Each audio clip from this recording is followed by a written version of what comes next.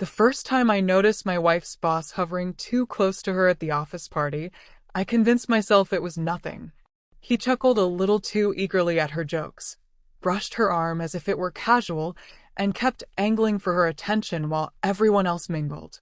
At first, I shrugged it off, but as the evening went on, it became painfully clear. This wasn't just friendliness. He was blatantly flirting. My wife looked uneasy, but instead of backing off, he pushed harder.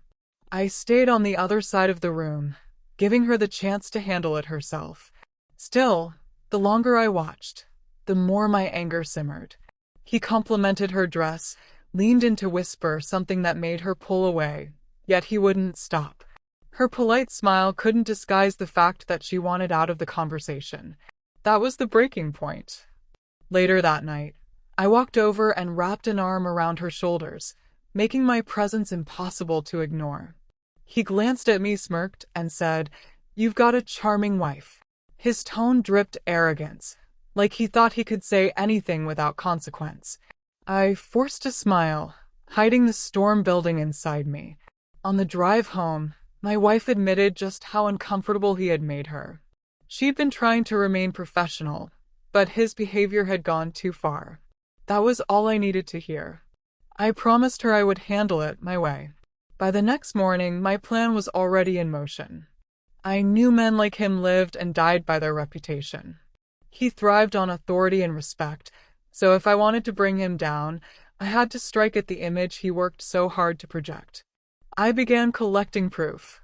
Quietly, I spoke to a few of his employees about his behavior.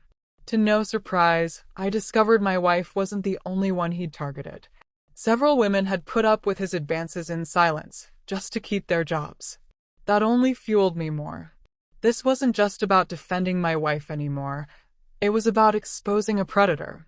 At the next company event, I made sure to capture everything. I recorded him leaning in too close again, making inappropriate remarks no boss should ever say, and ignoring clear signals of discomfort. The evidence was undeniable.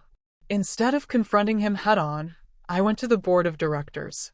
I laid out the proof, along with testimonies from those willing to step forward.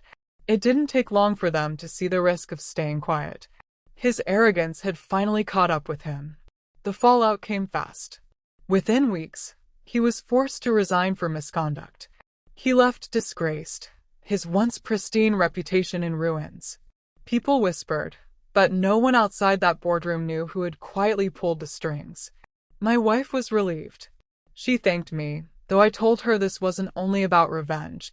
It was about protecting her dignity and making sure no one else suffered what she had. For me, the true satisfaction came from knowing I had taken him down without yelling, without threats, just with patience and precision. Our marriage only grew stronger through it all. My wife realized I wasn't just her husband. I was her defender, someone who would never allow anyone to cross the line with her. Seeing the peace on her face made every effort worth it. As for her former boss, word spread quickly. No company wanted to touch him. His arrogance was stripped away, and his smirk replaced by silence. And every time I remember that smug grin he used to wear, I can't help but smile. Because in the end, I got my revenge. And I did it in a way he never saw coming.